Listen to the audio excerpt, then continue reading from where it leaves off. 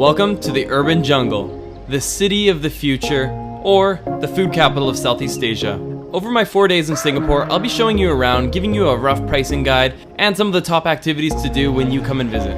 But to start today's video, I boarded a Cebu Pacific flight flying directly from Cebu City in the Philippines all the way to Singapore, landing at what is the world's #1 airport. Arrived here at the Changi Airport. It's been rated the #1 airport in the world, and for good reason. It wasn't a long flight, but it feels like it because of the long layover in Cebu. I've been basically traveling since 8 a.m. It's midnight right now. And boom, first luggage. Here we go. So let's talk a little bit about the pricing. The first thing you should know is that Singapore is not cheap. It's easily one of the most expensive countries in Southeast Asia, and you should probably budget about $115 US per day. Wow. This is beautiful. Oh my gosh, yes. What's up guys, and welcome to my beautiful suite. I want to give you a little bit of a tour of the place I'll be staying the next 2 days. If you couldn't hear it in my voice, I'm dealing with a pretty bad cold actually. This right here is the incredibly newly renovated signature suite here at the Swiss Hotel. Beautiful, clean, modern, and if you come out here, I'll show you what I'm most excited about. Check out this view. Like traveling anywhere in the world, you can always find ways to save money. More middle-of-the-run hostel private room experiences will range anywhere from 25 to 40 US a night. You should probably expect to be spending around 25 a day on food, and if you decide to go out, just be warned that it's actually very expensive. The government levies some pretty heavy taxes on alcohol, and this will definitely translate into an expensive night out in Singapore. It's so green, it's so futuristic. Like half of the buildings here look like they're from like 2050. The architecture is just mind-blowing. And my view from the suite here is a panoramic view. I can even see the massive like London Eye style Ferris wheel. Right there we got a couple of pools, some tennis courts, the city.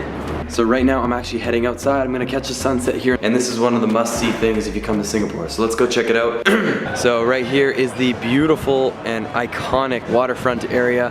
Right behind me, you've got that very recognizable 3 tower with the boat on top. It's known as the Marina Bay Sands. You know, it's beautiful. And on this side of the waterfront is something that you definitely need to check out. This is the Merlion. It's like a merman, but it's a lion meets a mermaid. It's beautiful. They had a baby. His name was Franklin, and he lives here. There he is. So this next piece of advice is crucial. If you come to the Merlion, you need to get a shot. Let me just show you what I'm gonna get now. I'm traveling alone right now, so I need to ask someone very awkwardly if they can hold this camera for me. Thank you very much. And if you're like me and you don't want to deal with the crowds, you can come see the baby Merlion, also known as Sherman. There he is. Thank you very much.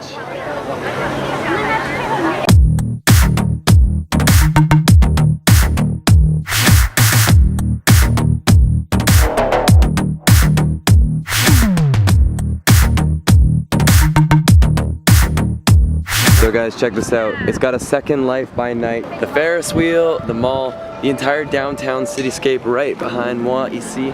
Look at that. This is definitely the go-to spot for at least one of your evenings here in Singapore. Now, there's actually 4 major cultures here in Singapore. There's Chinese, the Malaysians, the Indians, and then there's also the Eurasians, so Europeans. Singapore is a very diverse country. And with that being said, I'm gonna be trying out some Indian food tonight. Get a very cultural and authentic meal here. Oh my gosh, my voice is just running away from me. I've just helped myself to a beautiful butter chicken. I also asked for some naan bread, but she told me they have none of it left. I'm just playing, I got some garlic naan bread. Now, if you've come to Singapore in hopes of doing some shopping, you're in luck. Everything from fine European luxuries to trendy Asian culture, it's all found right here on this street. So I've just arrived here at Orchard Road. This is one of the main shopping hubs here in Singapore, and I've actually come all the way here for a very particular dessert. But check this out, it's pretty crazy. Oh no, it's a blizzard. I hate when I get stuck in a storm. Now, how do they carry everything that's ever been made by mankind? Well, it's done by having 9 to 10 shopping centers all along this one street here. It's a little ridiculous. Even if you're not looking to do some real shopping, this is actually a pretty cool place to get some dinner, desserts, and drinks. Good morning, guys. I am just waking up here, getting my day started, heading out from the Swiss Hotel. About 1 kilometer away is our first stop of the day. We're going to a place by the name of Haji Lane. So one thing you'll notice is how clean the sidewalks are, because the penalties here for pretty much committing any crime or any public maldoing is very, very severe. So if you're caught littering, I've heard on the first infraction, $2,000, like no question asked. That's like $1,500 US just for littering. Now, if you get caught doing it a second time, the fine goes up and you have to do community service. Even jaywalking is a really big deal here. Singapore has managed their traffic the best. They've got incredible public transportation and they highly tax people for using the roadways. So that actually encourages people to either use public transport, find other ways of getting around essentially, because to drive a car in Singapore is very expensive. Alright, so we have just arrived here at Haji Lane, and as you can see behind me, there's some really cool graffiti on the wall here. Laneway's actually right over here. Let's go have a look. Haji Lane is this really trendy street full of different coffee shops, places to get drinks, awesome lunches and dinners. This is one of the most ridiculous things I've ever come across. Oh my gosh, is this for real? You can print your face on your coffee. They even have props. Salted caramel. There it is. The picture is whipped cream, huh? Taking a selfie with my selfie coffee here. So for all you egotistical coffee drinkers, come on over here, get yourself a selfie coffee.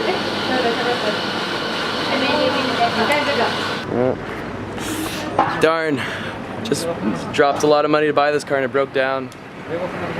Guess I'll just leave it here, whatever. I got lots of money. You guys can have it, it's fine. Don't need it. We're gonna be checking out one of the hubs for all that is Indian culture that has been established here in Singapore. And right after that, we're gonna go to Chinatown. To be completely honest, I didn't find anything overly noteworthy in the Indian side of Singapore, but I'm sure there's definitely some worthwhile things to see and do, and who can say no to an incredible Indian meal? Look at how icy these are. So one thing I will say is I've never had such a hard time in my entire life trying to get a taxi as here in Singapore. Every single taxi is busy. I don't understand it. And then I've tried using Uber, and Uber is not good at all. Like, that has been a bit of a surprise. Actually getting around here has been a bit challenging, or at least you have to be patient. It's possible when you're in the Uber or the taxi, things move pretty fast. But it's getting that taxi, it's a challenge. Well guys, this is Chinatown. This is one of the main streets where you can find everything from Chinese food to, right now I'm actually gonna be meeting with one of my good friends who's coincidentally in Singapore at the exact same time as I am. I'm gonna be meeting up with him and his girlfriend if I can find them in the sea of people. Target has been sighted.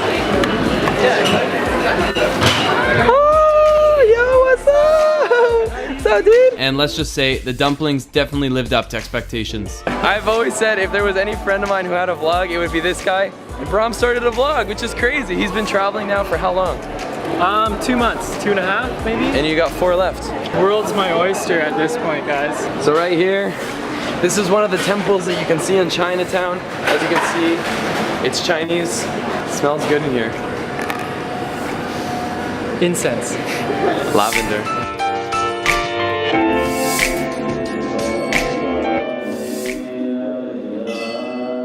And now we're gonna head off to what is easily the most iconic site here in Singapore.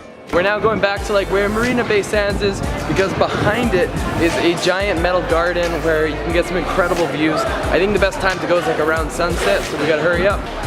Legend. Don't work harder, work smarter.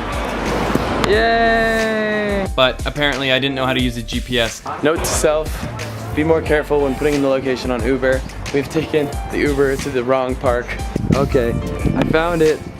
It's over there across the river. I can see the metal trees. There they are. Yeah, we went to the wrong side, bro. So welcome to Gardens by the Bay. As you can see, they're actually decking it out with Christmas decorations. So it'll be a kind of a unique twist on the very iconic site here in Singapore. In total, it's gonna be about $50 US to have both domes and to have the tree walkway. This definitely is one of the must-see things here in Singapore. He's so sensitive. I have feelings. It's hard to find that in men these days.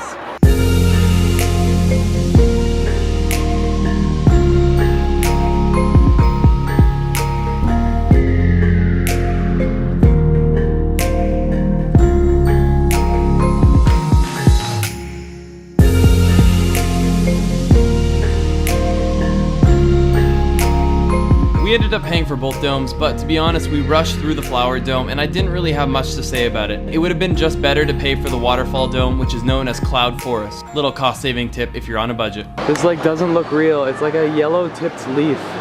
This is Singapore. Oh, here comes the mist.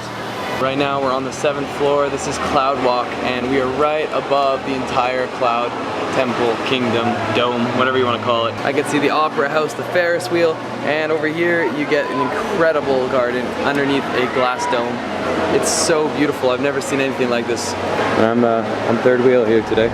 After the sun had set, it was time to go outside and check out the gardens by the bay and check out the incredible light show. I think we came here at the right time of the year. Got the Christmas carols going. Maybe a couple presents, you know? I think you've got the biggest present of all right in front of you. It's me. Pretty big lineup here to get up there. Woo! Here we go. Lines on lines on lines, but we're finally here. It's time to go up. Well, we're pretty high. Figuratively. It's time for the light show. Oh my gosh.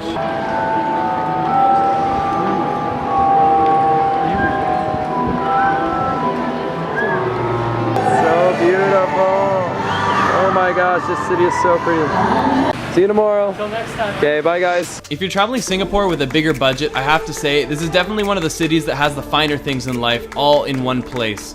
Incredible 6-star dining, 6-star hotels. If you've got the money, you'll definitely enjoy some pretty extravagant things here. So right now I'm on top of the Swissôtel Stamford location, and this used to be Southeast Asia's tallest building up to the beginning of like the 90s, and as you can see here, a full incredible 360 degrees. This is 226 meters up, 73 floors. It's absolutely incredible. Today's not the clearest sky day, but you still get a really beautiful vantage of all of Singapore. I've shown you guys the cool tourist attractions. Now I want to show you one of the main things to do here in Singapore, and that is the food. As I mentioned, Singapore is pretty much like the food capital of all of Southeast Asia. Today we're going to be checking out Tiong Bahru Market. It's right here behind me, and the amazing staff at the Swissôtel were giving me tons of advice on things that I need to order to really experience Singaporean food. That's the first thing of the day, fried carrot cake. Thank you. Okay guys, so here we go. This is a Singaporean carrot cake. It's so different than what we're used to back home. This is not a sweet dessert. This is like a savory, spicy meal with like egg and some sort of a bread. The bread's really like squishy and almost like a gelatin. It's very different, but I kind of like it. All right, we're gonna get some fried kway teow.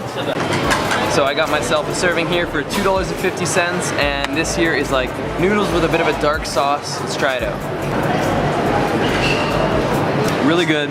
It's very traditional, I think, Chinese cooking, and overall, I like it. Doing a little bit of a sample. This is Lor Ark, and it's basically braised duck with rice. I'm pretty positive I'm gonna love this one. And then I also got a traditional drink here in Singapore, or at least the Chinese side of things.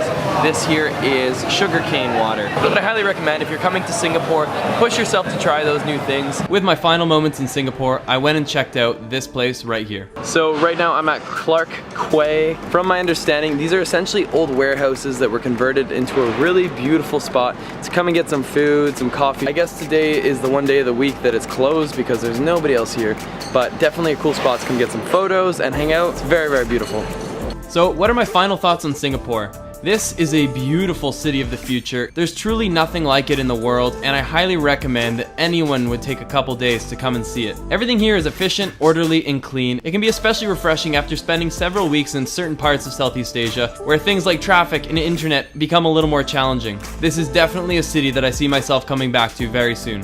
Alright guys, that is the end of my guide to Singapore. I hope you liked it, and if you did, it would be awesome if you joined the channel. Click the subscribe button right up there, get notified when new videos like this are posted. If you're coming to Southeast Asia, I have guides to Thailand, to the Philippines, and many more guides in Southeast Asia coming, so make sure to check the link down below if you're going to any of those countries, and let's get lost again in the next one.